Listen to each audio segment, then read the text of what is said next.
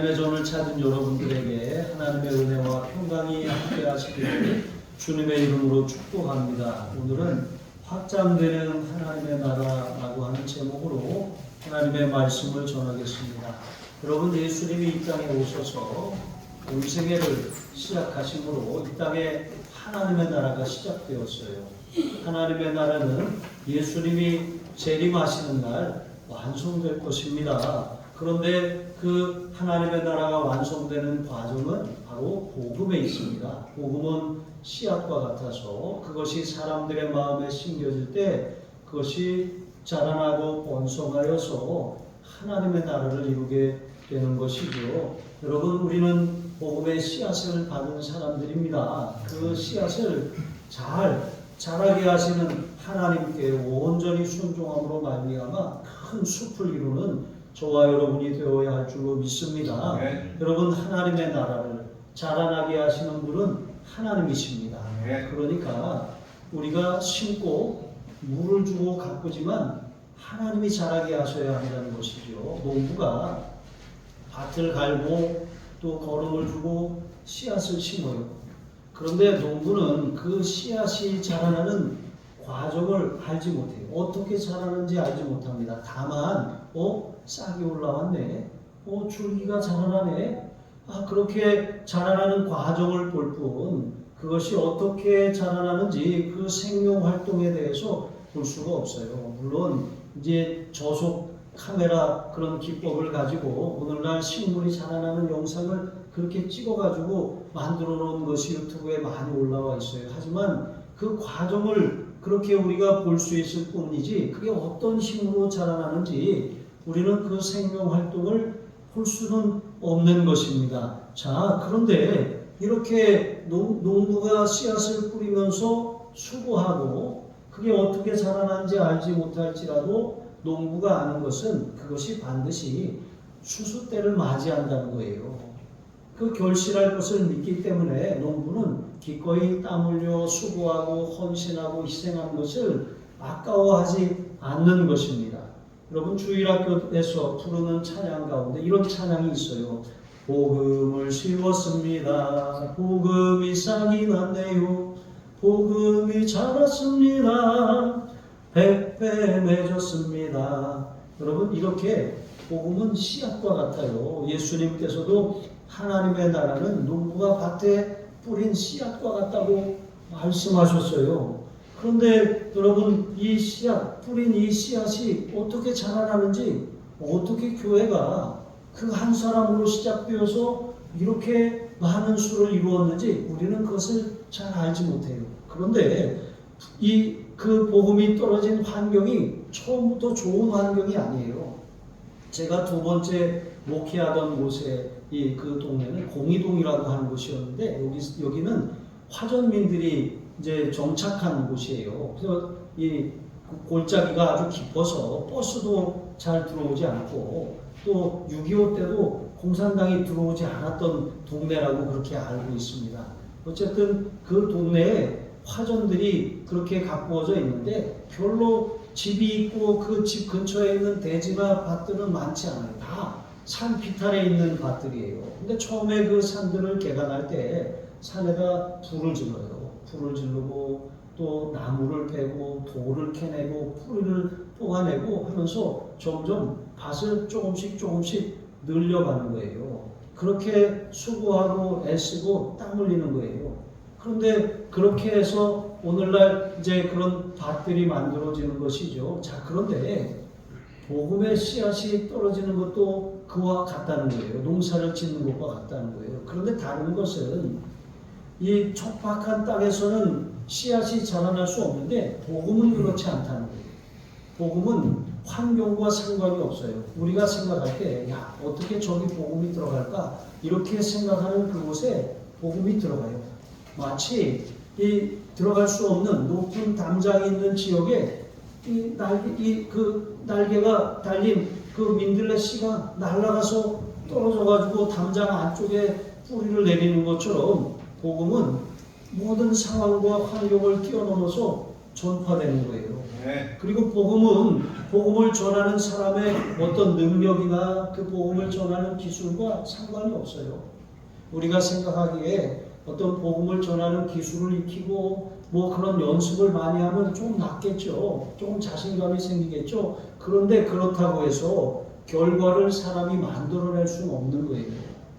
복음 자체에 능력이 있습니다. 이 복음은 모든 믿는 자에게 구원을 주시는 하나님의 능력이 됨이라고 말씀하신 것처럼 복음은 그 자체에 생명력이 있어요. 그런데 문제는 씨앗을 땅에다 갖다 심어야 그 씨앗의 겉껍질이 썩어지고 열매가 자라나는 것처럼 복음이라고 하는 것은요, 자체의 생명력이 있지만 전하지 않으면 아무런 능력이 나타나지 않아요. 저는 복음을 전할 용기가 없는데요. 저는 무엇을 전해야 될지 모르겠는데요. 제 주변 사람들은 마음이 아주 강팍해서 제가 예수 믿는 것조차도 싫어하는데 제가 복음을 전한다는 거 이거 상상도 못할 일이에요. 이렇게 생각할 수가 있어요. 그러나 여러분, 그것은 걱정할 일이 아닙니다. 복음을 전하기만 하면 내가 말주변이 없어서 그것을 제대로 전하지 못했다고 할지라도 복음 자체의 능력이 있기 때문에 전해지는 그 순간 복음이 역사하기 시작한다는 거예요. 그러니까 우리가 할 일은 복음을 전하는 거예요. 입을 열어 우리의 만나는 사람들, 주변 사람들에게 예수 믿으라고 증거하는 일뿐입니다. 그러면 누가 자라게 하신다고요? 하나님이 자라게 하시는 거예요. 바울은 고린도 교회에 이런 편지를 썼어요. 고린도전서 3장 5절로 8절에 보니까 고린도 교인들이 막 바울파, 아볼로파, 베드로파, 그리스도파, 또 무파 막 다 파당을 나눠가지고 그렇게 싸우는 거예요. 그렇게 싸우니까 바울이 이렇게 말합니다. 아볼로는 무엇이며 바울은 무엇이냐? 그들은 주께서 각각 주신 대로 너희로 하여금 믿게 한 사역자들이니라. 그러니까 자기 역할을 했을 뿐이라는 거예요. 그래서 나는 심었고 아볼로는 물을 주었으되 하나님은, 오직 하나님은 자라게 하시나니 오직 심는 이와 물 주는 이는 아무것도 아니로되 각각 자기가 일한 대로 자기의 상을 받을 뿐이라고 했어요. 그러니까 우리가 할 일은 부지런히 내가 할 수 있는 방법, 내가 할 수 있는 여건, 내가 할 수 있는 상황에서 내 주변 사람들에게 복음을 전하는 거예요. 어떤 사람들은 그냥 뭐 음식을 잘해서 음식을 나누기도 하고, 또 어떤 사람들은 인사를 잘해서 친절하게 그렇게 맞아주고 대하기도 하고, 어떤 사람들은 직접 복음의 말씀을 전하기도 하는 거예요. 각자가 할 수 있는 일들을 하면 역사는 하나님이 하시는 거예요. 물 주는 사람, 심는 사람, 밭 가는 사람 다 따로 있는 거예요. 어떤 역할을 맡았든지 우리가 그 일을 잘 찾아서 하면 되는 것입니다. 그리고 나서 결과를 하나님 앞에 맡기는 거예요. 농부가 밭에다가 이제 씨앗을 심어놓고 그 다음날 가서 호미로 이렇게 파봐요. 파보고 씨앗을 꺼내서 뿌리가 나왔나? 안 나왔네 하고 다시 묻어놔요. 그 다음날 가서 또 호미로 또 파가지고 또 꺼내가지고 씨앗이 나왔나? 이러면 씨앗이 자랄 수가 없는 거예요. 여러분, 우리는 우리의 일을 했으면, 심었다면 또 열심히 가꾸고 결과를 하나님께 맡기면 되는 것이죠. 잠언 21장 31절에 보니까 사울 나를 위하여 마병을 예비하거니와 이김은, 승리는 여호와께 있느니라 그랬어요. 전쟁을 위해서 준비하지만 승리는 하나님의 손에 있는 거예요. 또 잠언 16장 1절에 보니까 마음의 경영은 사람에게 있어도 말의 응답은 여호와께로부터 나오니라고 말씀합니다. 그러니까 계획은 사람이 세우고 진행할지라도 그 성과를 내시는 분은 하나님이시라는 거예요. 그러니까 우리는 항상 이런 자세를 가지고 주의 일을 해야 돼요. 또 우리의 삶에 직장에서나 일터에 사업을 해도 마찬가지예요. 우리는 최선을 다해요. 최선을 다하고 결과를 하나님께 맡기는 거예요. 하나님께서 가장 선한 결과를 주시도록 기도하는 것입니다. 이런 겸손함이 우리에게 있어야 하는 것이죠. 우리는 그렇게 하면 여기 보니까 땅이 스스로 열매를 맺는다 그랬어요. 네. 스스로라고 하는 말, 이거 자동적으로라고 하는 말이에요. 자동적으로. 그러니까 헬라어로 아우토마테라고 하는데, 이게 아우토마테라고 하는 이 헬라어 단어가 오토매티컬리의 어원이 되는 단어거든요. 그러니까 자동적으로 된다는 거예요. 땅에 심으면 그 씨앗이, 이 씨앗을 품은 땅이 스스로 열매를 맺게 한다는 것이죠. 그러면 반대로 땅에다 씨앗을 심지 않으면 어떻게 될까요? 아무 열매도 없다는 거예요. 농부가 겨울에 이 종자를 베개에다가 집어넣고 그것을 베고 자요. 아무리 내가 굶어 죽는 한이 있더라도 종자는 먹지 않겠다는 거잖아요. 그런데 이 종자를 봄이 돼서 이것을 불려가지고 갖다가 심어야 되잖아요. 심지 않고 그냥 베개로 삼고 있으면 이거 계속 베고 있다 보면 나중에 심어도 나지 않는 것이죠. 마찬가지로 우리는 복음을 통해서 구원을 받았어요. 복음을 먼저 들은 사람들이잖아요. 그럼 우리 안에는 복음의 능력이 있어요. 그런데 그 복음의 능력이 어떻게 풀어놓아 다니게 할 수 있냐? 그것은 입을 열어서 전할 때 복음이 역사하기 시작하는 거예요. 네. 밭에 심으면 땅이 그 열매를 씨앗을 자라나게 하는 것처럼 우리가 입을 벌려 말을 하면 그 복음이 스스로 역사해서 열매를 맺게 한다는 것입니다. 네. 그러니까 전해야 되겠어요? 전해야 되겠어요? 전해야 되겠죠? 네. 예, 복음을 부지런히 전하시기를 바랍니다. 씨앗을 뿌린 농부의 힘이 아니라 그 씨앗과 땅 자체의 능력이 있어서 열매를 맺게 하는 것처럼 우리가 믿고 전하기만 하면 돼요. 믿고 전하기만 하면 돼요. 무슨 말을 들을지, 어떤 반응이 나올지, 듣지 않을 것 같은 그런 판단이 있든 없든 상관없이 듣든지 아니 듣든지 때를 얻든지 못 얻든지 하나님이 기회를 주시면 입을 벌려서 예수 믿으라고, 예수 믿어야 산다고 여러분 전하시기를 바랍니다. 두 번째로 우리는 복음의 씨앗을 심었으면 추수 때까지 부지런히 또 계속해서 심고 가꿔야 할 줄로 믿습니다. 여러분, 전파된 복음은 스스로 싹이 나고 이삭이 되고 이삭에 충실한 곡식이 된다 그랬어요. 그 열매를 거두게 되고 추수 때를 맞이하는 것이죠. 처음 예수를 믿으면 모든 게 다 미숙해요. 태어난 아기가 엄마의 전적인 돌봄을 필요로 하는 것처럼 미숙합니다. 온전한 그런 사람으로서의 그런 기능을 할 수가 없는 것이죠. 자라나는 과정이 필요해요. 태어났으면 자라야 돼요. 태어났는데 자라지 않으면 그냥 영적인 어린아이로 계속 머물러 있게 되는 것이죠. 복음의 씨앗을 뿌리잖아요. 씨앗을 뿌리면 그 씨앗 뿌린 것을 계속 길러내야 돼요. 조금 우리 그 이 집사님한테 좀 죄송하지만 제가 그 공이동에서 콩 심은 그 집사님이 세상에 콩 한 자루를 가지고 와서 축복 기도를 받고 밭을 이장님한테 많이 얻어가지고 그 밭에다가 콩을 심었어요. 그런데 그 가을에 와서 똑같은 콩 한 자루를 가지고 와서 목사님 추수했는데 이게 전부예요. 그렇게 가지고 왔어요. 그 집사님 왜 이것뿐이에요? 그랬더니 제가 하도 바빠가지고 그냥 심어놓고 밭에 가지 않고 돌보지 않았더니 그냥 다 건물이 그냥 다 덮어버리고 고라니가 다 뜯어먹고 멧돼지가 파먹고 남은 게 이거밖에 없네요. 그랬습니다. 여러분, 심고 돌보지 않으면 이렇게 되는 거예요. 우리가 누구를 전도했잖아요. 그러면 그 사람이 온전한 믿음의 사람으로 설 때까지 지속적인 관심을 가지고 기도의 줄을 놓지 말고 이제 됐다 안심하면 안 되는 거예요. 끊임없이 기도해야 되는 거예요. 그래서 바울은 골로새서 1장 28절로 29절에 우리가 그를 전파하여 각 사람을 권하고 각 모든 지혜로 각 사람을 가르침은 각 사람을 그리스도 안에서 완전한 자로 세우게 하려 합니다. 권면하고 복음을 전하고 권면하고 가르쳐서 양육해야 돼요. 완전한 사람으로 설 수 있게 해야 돼요. 여러분, 물론 이 한 사람을 세우는 일이 쉽진 않아요. 그러나 그 다음 절에 이렇게 말씀하고 있는 것입니다. 이를 위해서 내 속에서 역사하시는 이의 능력을 따라 내가 힘을 다하여 수고하노라 그랬어요.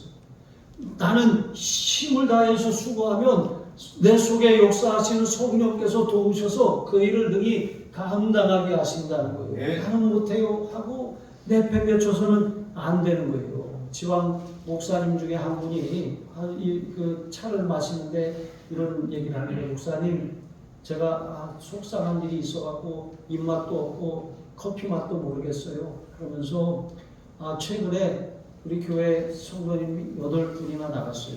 교회를 옮겼는데 8분이나 나갔어요. 한 해에 전도된 사람보다 나간 사람이 더 많아요. 그러면서 굉장히 속상해합니다. 그러면서 또 이제 그래도 감사한 것은 그 교회 근처에 카페 사장님이 그분이 누구를 한 손님을 전도했는데 그분이 바쁘고 교회도 가깝지 않아서 그 목사님 교회로 그렇게 인도해 줄 테니까 잘 양육해 달라고 이제 부탁을 했다는 거예요. 여러분, 복음을 전하는 것도 중요하지만 잘 양육을 해야 돼요. 말씀으로 양육을 받아야 돼요. 1대1 양육을 받았으면 그냥 받는 것으로 끝난 것이 아니라 내가 또 다른 사람을 양육할 수 있는 양육자로 서야 되는 것입니다. 다른 사람에게 배우는 것보다 내가 가르칠 때 더 많이 내가 성장할 수가 있어요. 그리고 우리가 전도하는 것 너무나도 중요한데, 전도하는 것과 동일하게 양육하는 것이 같이 중요하다라고 하는 거예요. 전도해놓고 만약에 잃어버리면 그것만큼 안타까운 일이 어디 있습니까? 우리가 자식을 낳았는데 잃어버리고 바뀌었다고 생각을 해보세요. 정말 땅을 치고 아주 통곡할 일이잖아요. 마찬가지로 우리가 한 사람을 데려왔으면 끝까지 책임을 져야 돼요. 그를 잘 설 수 있도록 본을 보여야 되고, 기도해야 되고, 또 권면해야 되고, 말씀을 내가 양육받았으면 그 받은 것을 가지고 가르쳐야 할 줄로 믿습니다. 이렇게 부지런히 심고 부지런히 가꾸는 거, 이게 농사하는 일과 같은 거예요. 자식을 키우는 것과 같은 일입니다. 여러분, 자녀를 키우면 자녀들이 나중에 언젠가는 부모를 떠날 때가 있잖아요. 저희도 아이들이 대학을 가면서 다 떠나서 저희 둘만 있다가 그래도 하나님의 은혜로 이렇게 번갈아 가면서 하나씩 집에 와서 지내더라고요. 그렇게 하라고 해서 그런 게 아닌데 자연스럽게 로테이션이 되는 거예요. 한 놈이 가면 또 한 놈이 오고, 한 놈이 가면 또 한 놈이 오고, 이렇게 해서 그래도 외롭지 않게 잘 지내고 있어요. 그래서 제가 이제 이 막내한테 그랬어요. 너가 우리 아빠가 와가지고 네가 우리 교회 1대 교육전도사다. 그리고 누나가 2대 교육전도사다. 그랬어요. 그랬더니 막내가 누나한테 내가 선배니까 나한테 까불지 말라고 이렇게 하고 그랬습니다. 어쨌든 여러분, 자녀들도요 언젠간 떠나요. 품 안의 자식이라고 하잖아요. 계속 품고 있을 것 같아도 떠납니다. 다 떠나고 남지 않는 것이죠. 뭐 강아지만 남을 수도 있겠죠, 언젠가는. 근데 어쨌든 여러분, 이렇게 우리가 떠나기까지는 잘 양육해야 돼요. 잘 양육해서 온전한 성인으로 그렇게 이 가정을 꾸리고 삶을 잘 이끌어 나갈 수 있도록 부모가 잘 길러내고 양육하고 후원하고 보낸 다음에는 계속해서 기도해야 되고, 그렇게 중보하면서 믿음의 가정을 이룰 수 있도록 그렇게 도와야 되지 않겠습니까? 마찬가지로 여러분, 우리의 신앙도 그와 같다는 거예요. 영적으로 태어났으면 계속해서 자라나야 돼요. 어떻게 자라날 수 있습니까? 베드로전서 2장 2절에 보니까 갓난아기와 같이 신령한 젖을 사모하라 그랬어요. 네. 신령한 젖, 하나님의 말씀을 먹어야 자라날 수 있어요. 신앙생활을 5년 하고 10년 하고 20년 하고 30년 하고 평생 할지라도 성경을 읽지 않으면, 하나님의 말씀을 먹지 않으면 자라나지 않아요. 나이는 계속 먹어가는데 영적으로는 처음 믿을 때 그 수준에 계속 머물러 있는 거예요. 그러니까 성경을 읽어야 돼요. 성경 통독하시기 바랍니다. 성경 말씀을 계속 읽어야 돼요. 매일매일 하루 3끼를 먹는 것처럼 우리가 적어도 3장 이상, 3장에서 5장을 매일 읽어야 1년에 한 번 읽을 수가 있는 것입니다. 말씀을 먹지 않으면 안 자라나요. 저는 다 압니다. 여러분이 성경을 읽었는지 안 읽었는지 1년을 딱 지나고 보면 저분 신앙이 그대로네? 그러면 성경 안 읽은 거예요. 그런데 조금이라도 자랐다 그러면 성경을 읽은 거예요. 여러분 영의 양식인 하나님의 말씀을 날마다 먹어서 영적인 갓난아기가 영적인 어린아이가 되고 영적인 어린아이가 청년이 되고 아비가 되고 장성한 자가 되시길 그리스도의 장성한 분량에 이르도록 다른 사람을 이끄는 사람으로 자라나시기를 주님의 이름으로 축복합니다. 여러분 이렇게 우리는 부지런히 복음을 전하고 양육하면 그러면 우리가 할 일을 했잖아요. 그 다음에 하나님이 하나님의 일을 훌륭하게 하셔요. 하나님의 나라는 확장성이 있어요. 놀라운 확장성이 있습니다. 여러분 저는 막걸리 빵을 되게 좋아해요. 근데 지금은 이제 먹어본 적이 하도 수십 년 전에 먹어봐서 이제 그 기억만 남아 있는데 어머니가 이 밀가루를 반죽해가지고 거기다가 막걸리를 이렇게 해가지고 이제 반죽을 해놓으면 이제 아랫목에다가 이렇게 이제 담요를 덮어놓잖아요. 그 학교 갔다 오면 이게 담요에 뭐가 볼록 올라와 있어요. 그러면은 제가 그것을 딱 걷어내고 뚜껑을 열고 손가락으로 이렇게 탁 찍어가지고 이렇게 반죽을 먹었어요. 그럼 그게 그렇게 맛있는 거예요. 왜 계속 그거를 그 생 반죽을 퍼먹는 거예요. 근데 그것도 맛있고 빵을 만들면 더 맛있어요. 제가 그래가지고 옛날 생각을 하고 한번 막걸리 빵을 만들어 봐야겠다고 막걸리 사다가 밀가루 반죽을 했어요. 도저히 먹을 수가 없더라고요. 그냥 다 버렸습니다. 이게 그냥 아무나 만드는 건 아닌 것 같더라고요. 여러분 이 막걸리가 이 밀가루를 부풀게 하는 이유가 무엇입니까? 그 안에 생명이 있기 때문에 누룩이 있기 때문에 유산균이 들어있기 때문에 그런 것입니다. 복음은 이처럼 생명력이 있어요. 복음을 가진 여러분이 가는 곳마다 하나님의 나라가 세워지는 거예요. 하나님의 백성들이 가서 입을 벌려 전하는 곳마다 하나님의 나라가 놀랍게 확장되는 거예요. 예루살렘 교회가 스데반의 순교 이후에 핍박을 당하고 사도들 외에 다 흩어졌어요. 그러니까 목사들 말고는 다 성도들이 다 흩어져서 도망가 숨었다는 거예요. 그래서 다 흩어졌는데 흩어진 사람들이 숨어서 가만히 있는 것이 아니라 사마리아로 내려가고 온 유대로 퍼지고 예루살렘을 떠나서 가서 있는 곳에서 복음을 전했어요. 복음을 전했더니 엄청난 기적의 역사가 일어나는 거예요. 그래서 이 사람들이 하나님 앞에 돌아오는 것이죠. 여러분 안디옥 교회 사람들이 안디옥 교회 성도들이 처음으로 그리스도인이라고 하는 칭호를 받았거든요. 그런데 이들이 처음부터 그리스도인이라고 불린 것이 아니에요. 이 흩어진 사람들이 가서 복음을 전했어요. 복음을 전하니까 많은 사람들이 하나님께로 돌아왔잖아요. 하나님께로 돌아왔다는 소식을 예루살렘 교회 사도들이 듣고 이제 베드로가 내려간 거예요. 내려가 보니까 정말 그들이 복음을 받아들였어요. 그래서 그들 가운데 그들 위해 안수하고 기도했어요. 성령이 임합니다. 그러니까 그들의 삶이 이제 말씀이 들어가고 성령이 들어가니까 변화가 나타나기 시작했어요. 삶이 달라졌습니다. 그러니까 삶이 달라지니까 주변 안 믿는 사람들이 보니까 이 사람들이 이전에 우리가 알던 그 사람들이 아니라는 거예요.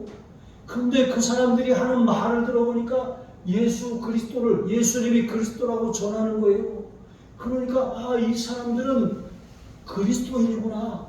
그리스도인이라고 그렇게 별명을 얻게 된 것입니다. 여러분 이처럼 우리가 예수 믿는 사람이에요. 그리스도인입니다. 그리스도인인데 예수님을 전하는 증거가 우리에게 없다면 우리는 이 말 아래 감추어준 등불과 같은 거예요. 평상 아래 이 숨겨둔 등불과 같은 것입니다.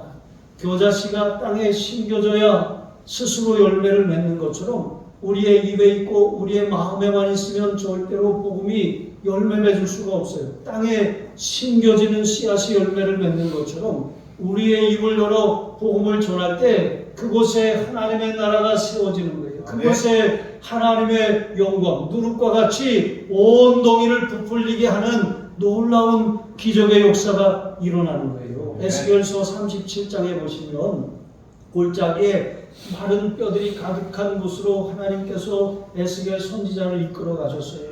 그러면서 이 뼈들을 보느냐 하면서 이 뼈들이 능히 살겠느냐 하나님이 물으셨어요. 그리고 에스겔에게 마른 뼈들을 향하여서 데오나라고 하셨어요. 데오나라고 하는 것은 하나님의 말씀, 빛이 있으라라고 태초에 하나님이 말씀하신 것처럼 창조의 능력이 있는 하나님의 말씀을 줄 테니까 그 말씀을 받아서 그대로 말하라는 거예요. 그래서 이 뼈들을 향해서 하나님의 말씀을 대언하니까 어떻게 됐습니까? 이 뼈들, 아주 말라 비뚤어진 뼈들이 서로 이렇게 맞아 들어가기 시작합니다. 힘줄이 생깁니다. 또 살이 채워지고 가죽이 덮여요. 그런데 아직은 그냥 이 육체일 뿐인 것이죠. 그런데 하나님이 다시 생기야 사방에서 와서 이 사망당한 자들에게 불어서 살게 하라고 대언하라고 명령하셨어요. 그래서 다시 에스겔이 대언하니까 그 말씀을 통해서 이 죽은 사람들이 다 일어나서 큰 군대가 되었다고 말씀하고 있는 것이죠. 여러분, 여기에 하나님의 말씀, 복음을 전하는 여러분의 입술에 여러분이 가는 그 곳에 그 메마른 심령, 죽은 심령, 사망당한 심령들이 살아나는 기적의 역사가 일어난다는 거예요. 하나님의 큰 군대가 일어날 수 없는 곳에서 일어나는 기적이 일어나게 된다는 것이죠. 그러면 여러분, 입술을 열어서 복음을 전해야 되겠습니까? 전해야 되겠습니까? 어떻게 해야 되죠? 전해야 되겠죠. 입을 뒀다가 뭐합니까? 입은 먹으라고만 있는 것이 아니라 복음을 전하라고 있는 거예요. 모세가 하나님의 부르심을 받고 내 백성을 이끌어내라 하나님이 이 애굽 땅으로 보내시니까 모세가 처음에 그랬어요. 하나님, 저는 이미 둔한 사람이에요. 말 잘 못하잖아요. 이렇게 말하니까 내 입을 누가 지었느냐? 하나님이 말씀하셨어요. 그러니까 하나님, 그래도 못해요. 그러니까 내 형 아론이 있지 않냐? 그러니까 이 하나님이 그렇게 모세를 설득하잖아요. 우리는 우리의 입을 지으시는 분이 하나님이시잖아요. 입을 열어서 복음을 전해야 돼요. 또 우리가 잘못하면 하나님이 돕는 사람들을 붙여주세요. 아론과 같은 역할을 하는 사람, 훌과 같은 역할을 하는 사람을 붙여주세요. 그래서 협력해서 마치 이 중풍병자를 4명의 친구가 들것에 들어서 예수님께로 데리고 왔던 것처럼 각 사람의 재능과 달란트와 그 역량을 가지고 합심해서 한 사람을 건져낼 수가 있는 것입니다. 여러분, 그와 같은 일들을 감당하는 교회와 우리 성도들이 되어야 되지 않겠습니까? 하나님의 복음이 우리의 마음에 있습니다. 우리의 입에 있습니다. 우리는 그것을 선포할 때 하나님의 나라가 놀랍게 확장되는 기적의 주인공들이 되시길 주님의 이름으로 축원합니다. 기도하시겠습니다. 하나님 아버지, 우리 마음에 복음이 심겨졌는데 자라는 껍질에 둘러싸여서 자아가 죽지 않고 썩지 않아서 하나님 복음이 우리의 입을 통하여 나가지 못함을 깨닫습니다. 하나님, 복음이 전파되면 그것이 생명력이 있어서 스스로 열매를 맺되 처음에는 싹이요, 다음에는 이삭이요, 다음에는 이삭의 충실한 곡식이 되는 줄로 믿습니다. 입을 열어서 우리 사랑하는 가족들에게, 친지들에게, 친구들에게, 동료들에게, 만나는 사람들에게 복음을 전하는 하나님의 사람들로 살게 하여 주옵소서. 그리함으로 생명력 있는 하나님의 복음으로 말미암아 하나님의 나라가 우리를 통하여 힘있게 확장되게 하여 주시옵소서. 감사하며 축복하며 예수님의 이름으로 기도합니다. 아멘.